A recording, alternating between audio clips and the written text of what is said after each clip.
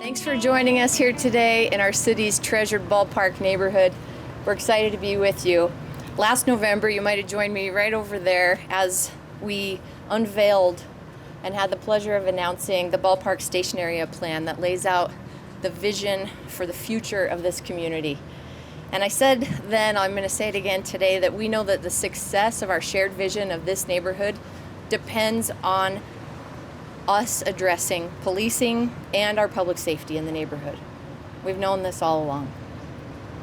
Every resident of this neighborhood, everyone who visits here for a Bees game, everyone who works here, everyone who's coming through the neighborhood to travel to another part of our great city deserves to feel safe as they do so. That's why today we are opening a police substation right here in the Smiths Ballpark. It's a public safety hub for our neighborhood where officers can work, where they can have a closer finger on the pulse of what's happening in this community, and a way to make a closer day-to-day connection with the community. This substation will serve as a visible deterrent to criminals and a signal also to our residents and our visitors that our officers are present.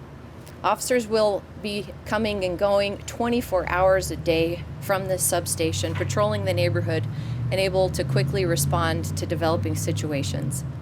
This is about Salt Lake City meeting a continually evolving need of our residents and our neighbors and our businesses in our capital city and in this community in particular. Our city's growing. It's growing after many decades of decline and declining population. And that means that the capital city needs to be evolving at the same time to meet the growing needs of this community. Our Ballpark substation, is the most recent step of this adaptation and evolution, and it's going to be the first of several new police department substations in Salt Lake City that will help us ensure that law enforcement is at the center of our most high-impact neighborhoods in the city. I am really looking forward to sharing those details with you as soon as we possibly can about the additional substations. I'm also looking forward to sharing with you the next iteration of our ongoing and ever-evolving crime control plan, and we'll be rolling out some new strategies with that again this fall. I want our residents to know one thing this morning, that Salt Lake City and I as your mayor are committed to your safety. We're never done exploring how we can do better in this city. We're delivering on our promises to this neighborhood. And these officers, with their day-to-day work and presence, are fulfilling that. So thank you to our officers for being here right now, some of whom were community liaisons in this district in the past and know the area very well, and others who are excited that the neighborhood and the community are excited to see them here too. This is a symbiotic relationship of welcome, and we're happy to be here today. I'm going to turn the time over right now to Chief Mike Brown, followed by Councilmember Darin Mano.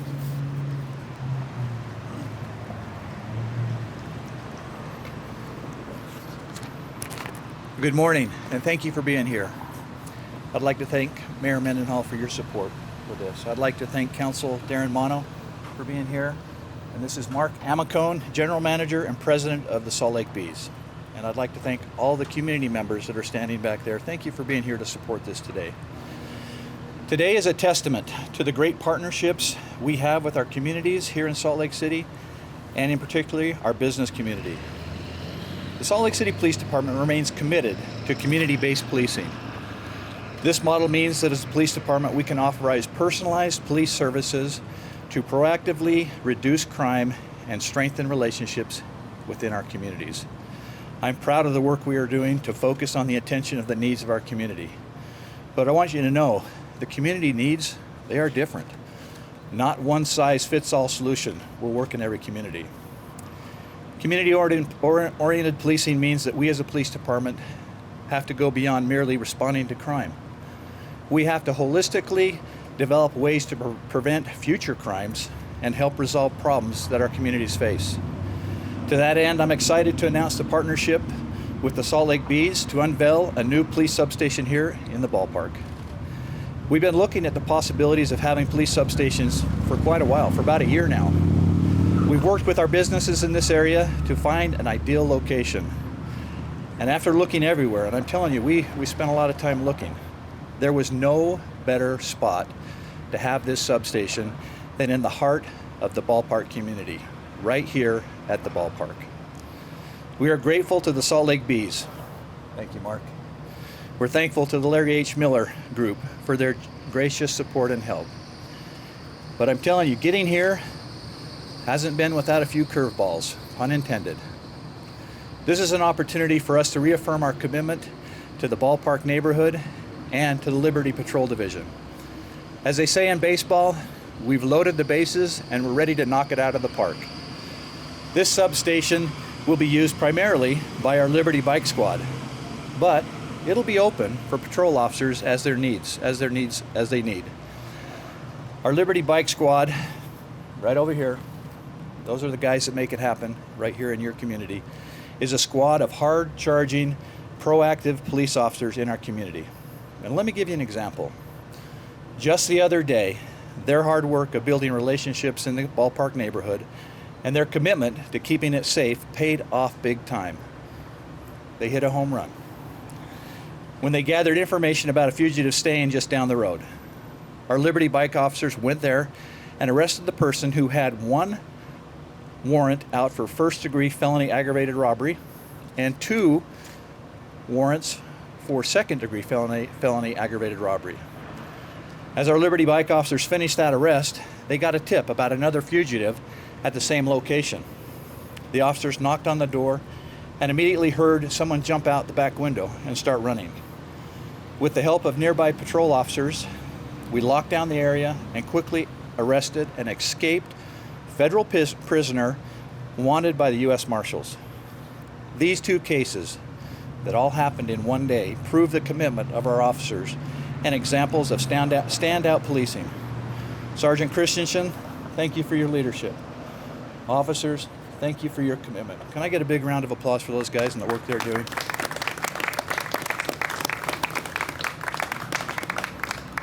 Now, one of the main reasons we chose this location is because of its central location.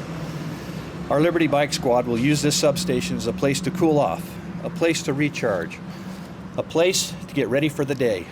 Typically, these officers would have to drive back to the public safety building several blocks down the road, pulling them out of their patrol areas if they wanted to grab water or food or even to charge their radios. Now, they can do all that right here and have their e-bike stored and charging right on site here in our community.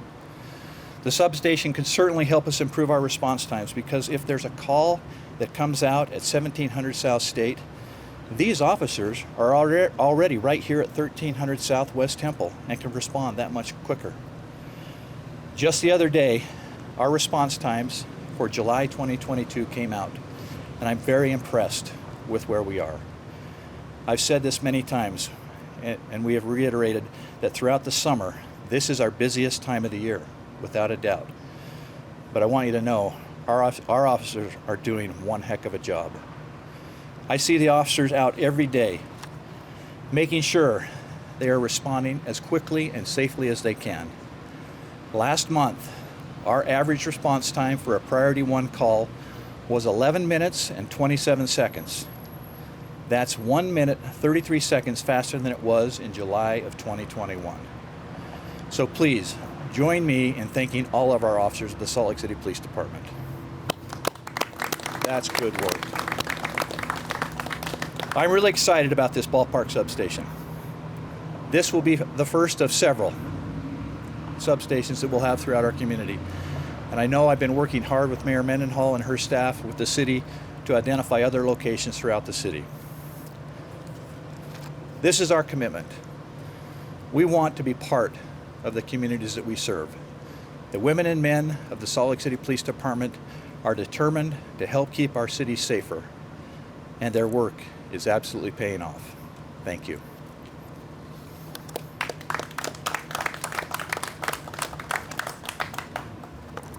Good morning.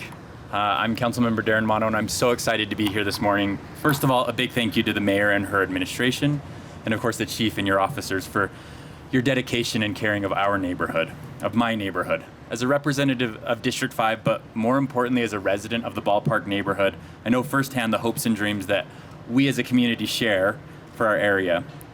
We not only want District 5 to remain safe and desirable area to work and live in, but we want to take our visions for our neighborhood even further and share the amazing things that District 5 and the Ballpark neighborhood have to offer to our entire city and our entire region.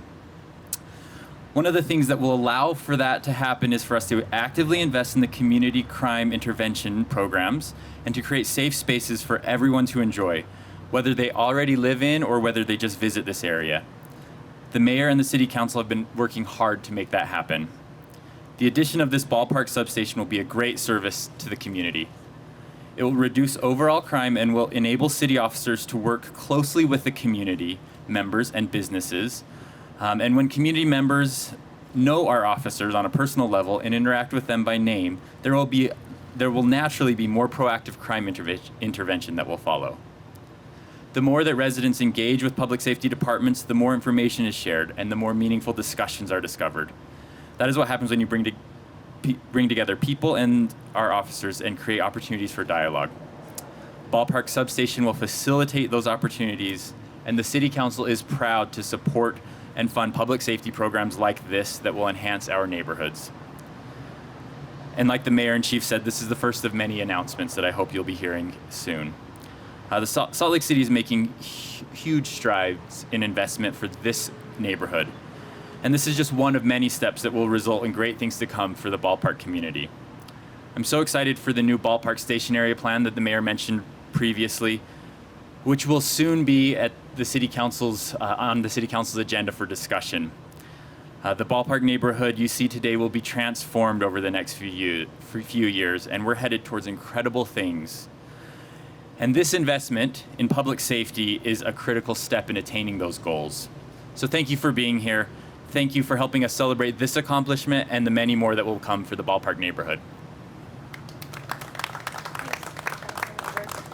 And thank you, Councilmember Alejandro Puy from District 2, which is just bordered at I-15. Thank you for joining us here today. I'm happy to take a couple questions from the media if there are any, and we're happy also to do one-on-ones if you'd prefer that. Why was this area chosen as the first substation? What crime in particular are you guys looking to help take down? Yeah, thank you.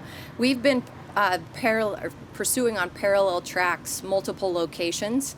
At this particular location where the city owns the Smiths Ballpark, but of course leases it to our partners with the Larry H. Miller Group who run the bees here. We already had a relationship with the building itself and with our partners who we work with really on a day-to-day basis in management of the building.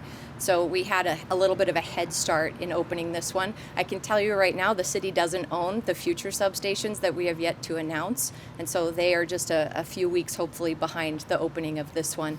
But in terms of particular crime that we're addressing, overall crime is down in Salt Lake City. Violent crime is down in Salt Lake City, but and as well overall crime is down in District 5, but violent crime is up. The majority of the violent crime that's up is actually domestic violence. It's aggravated assault on family members, unfortunately. It's up about 44%. Now, whether or not a substation affects what happens in people's households, we hope that it can at least create a safe presence and be a resource if necessary.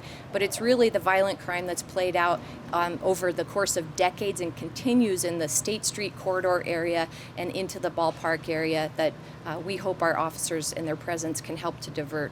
Again, crime is down overall, and most categories of crime are down in the Ballpark area and District 5 as well.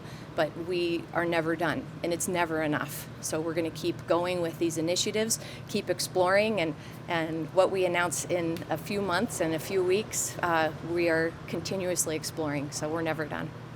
And how much does this project specifically here cost? And you say that you're going to be having other substations.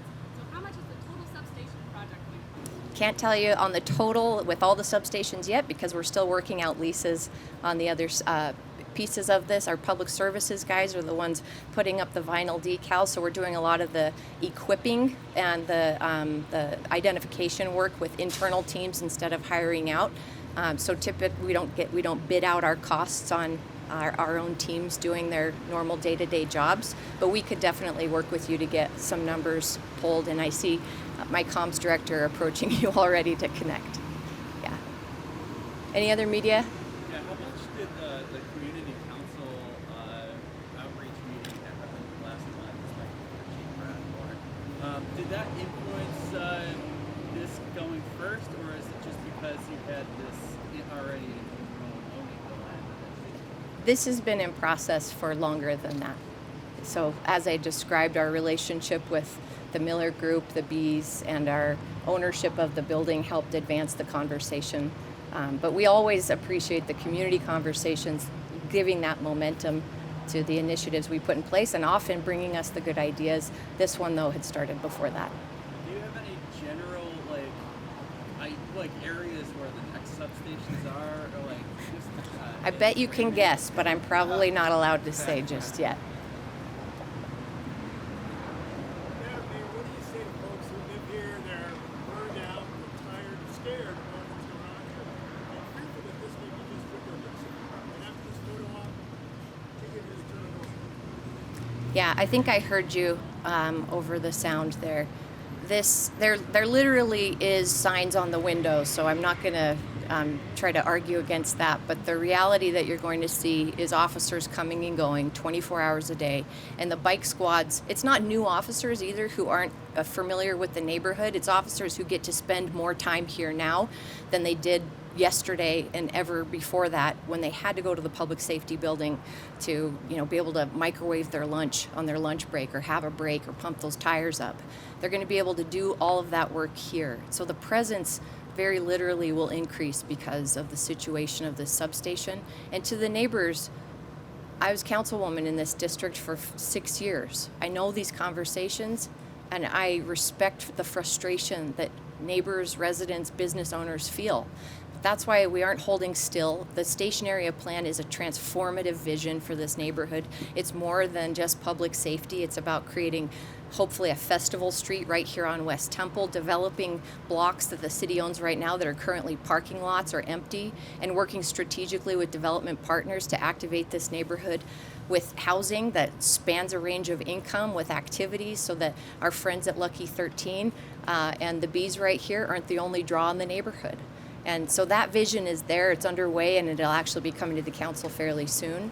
And I know that there is also private interest, very strong, not only because of the strong market in Salt Lake City, but this is, as Councilmember Mano said, this neighborhood is in transformation, it is on the rise, and it is being led by the community. I know they've been planned and surveyed and interviewed for a long time through many different plans. The city has all of that, and we're ready to act. Okay, thank you for being here. I know our guests are happy to do. We're doing the media questions, but I'm happy to talk to you immediately after this. And we can do I one-on-ones. just want to know if this is a place to microwave lunches and police officers relax. How does that sound right? So police officers, like any employee, our guys hanging up our signs, the people mowing our lawn, they are entitled to a lunch break. They're entitled to fill their water bottles, use a bathroom, pump up a tire if it's flattened. And where they go to do those things, whether it's a mile and a half from here at the public safety building or right here in the neighborhood, ends up taking away from their time that they could be patrolling in the neighborhood. So I think it makes a lot of sense that if you're going to try to put your officers in a more concentrated area, that you locate the resources they need throughout their day in the place you want them to be. Thank you for being here today.